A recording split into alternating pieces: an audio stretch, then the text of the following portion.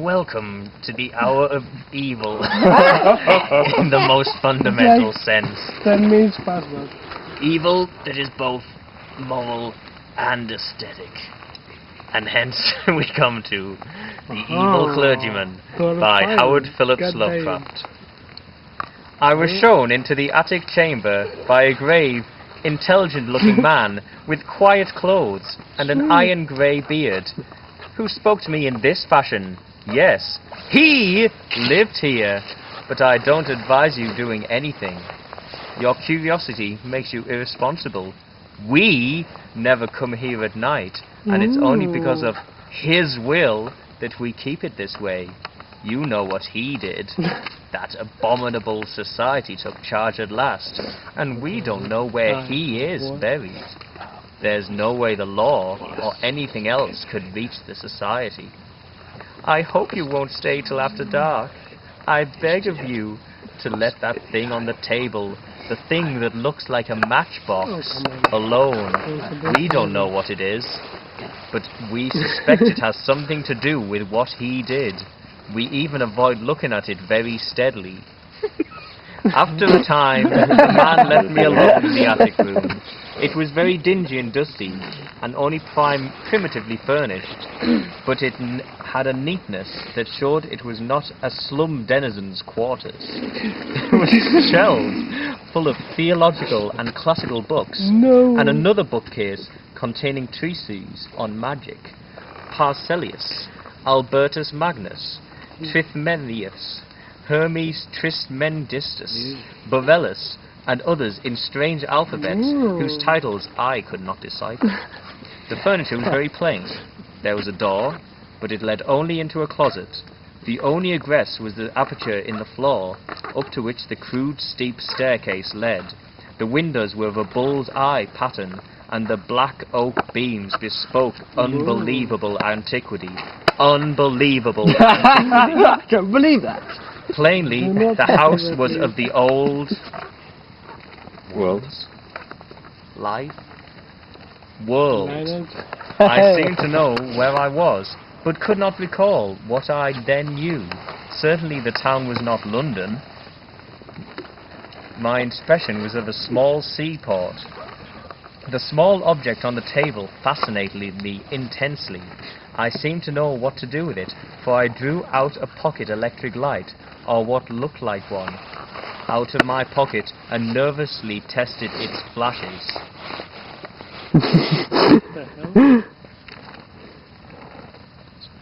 Flashing effect. Ooh, violet.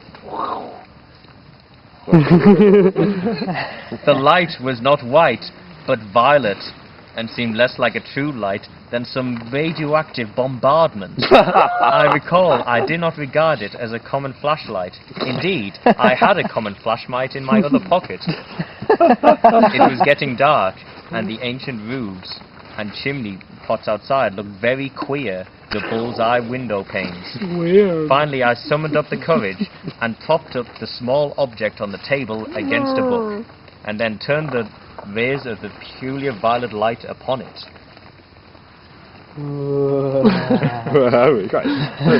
The light now seemed to be more like a rain or a hail of small violet particles than a continuous beam.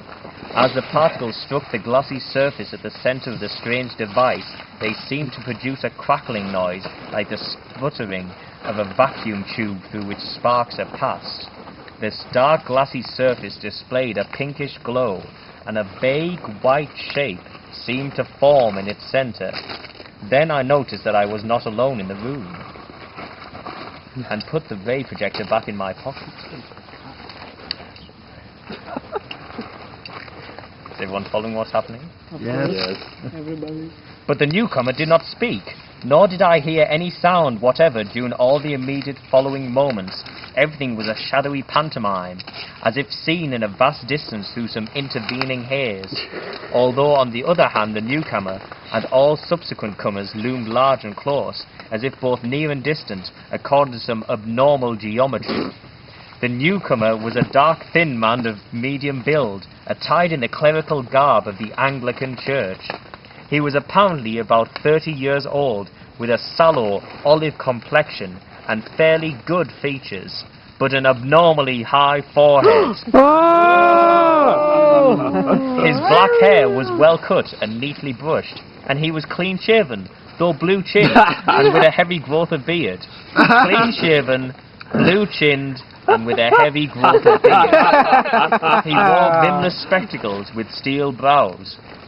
His build and lower features were like any other clergyman I'd seen.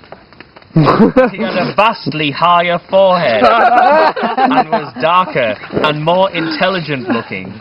Also, more subtly and concealedly evil looking. Evil looking. No! At the present moment, just before lighting a faint oil lamp, he looked nervous. And before I knew, he was casting all his magical books into the fireplace on the window side of the room, where the walls slanted sharply, and I had not noticed before. The flames devoured the volumes greedily, leaping up in strange colours and emitting indescribably hideous odours as the strangely hieroglyphed leaves and wormy bindings succumbed to the devastating element.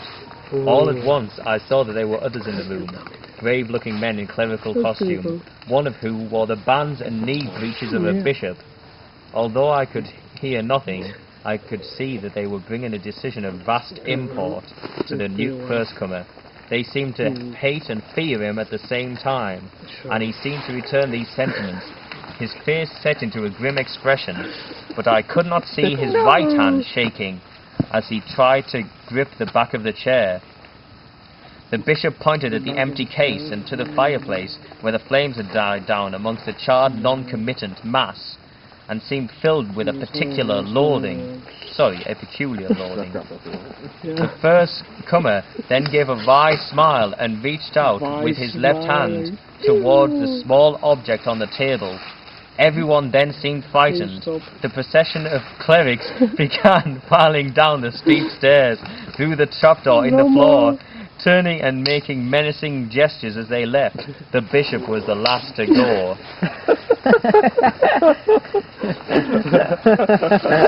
That's Harold Bishop, by the way. The first comer now went to the cupboard on the inner side of the room and extracted a coil of rope. Mounting a chair, he attached one end of the rope to a hook in the great exposed central beam of the black oak and began making a noose with the other end. Realizing he was about to hang himself, I started forward to dissuade or save him. He saw me and ceased his preparations, looking at me with a kind of triumph which puzzled and disturbed me. He slowly stepped down from the chair and began gliding towards me with a wolfish grin on his dark, thin-lipped face. I felt somehow in deadly peril and drew out the peculiar ray projector as a weapon of defense.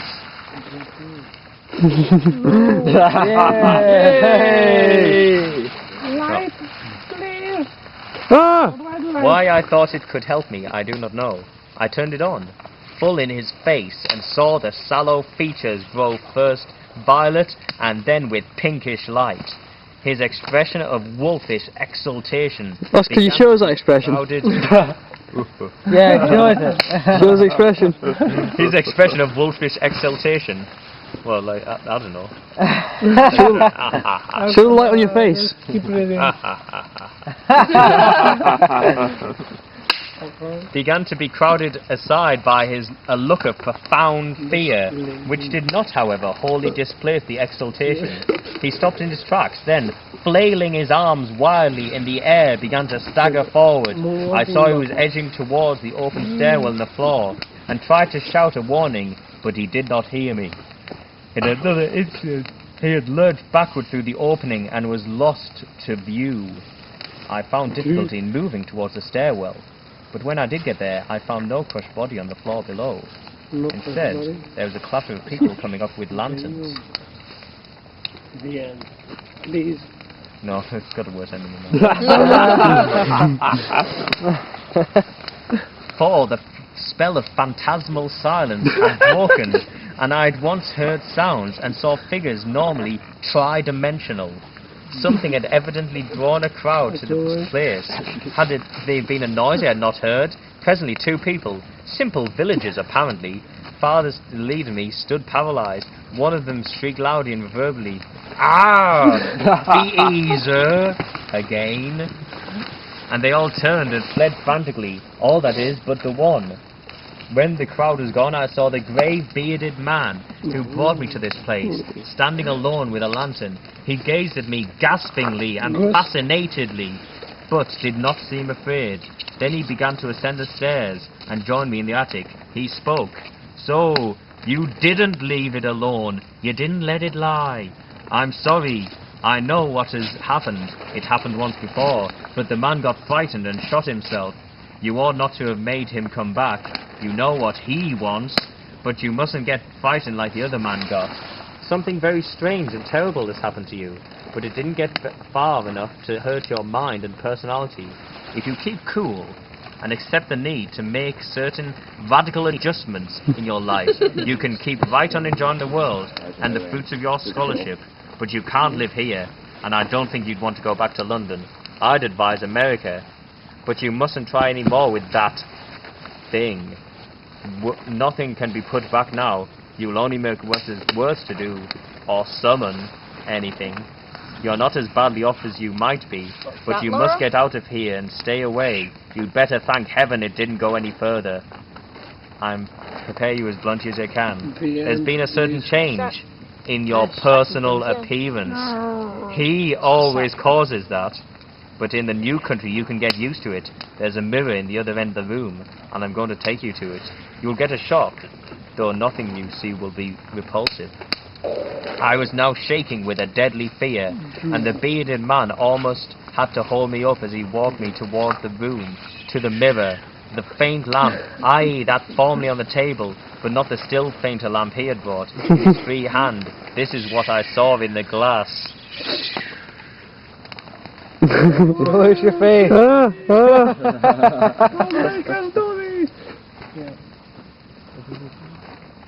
Gog Sulfur. None of these.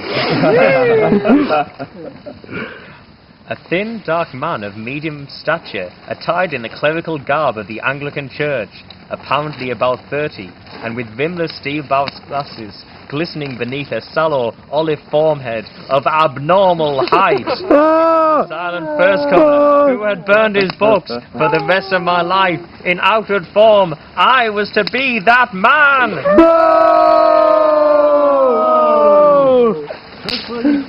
How evil! And a clergyman too!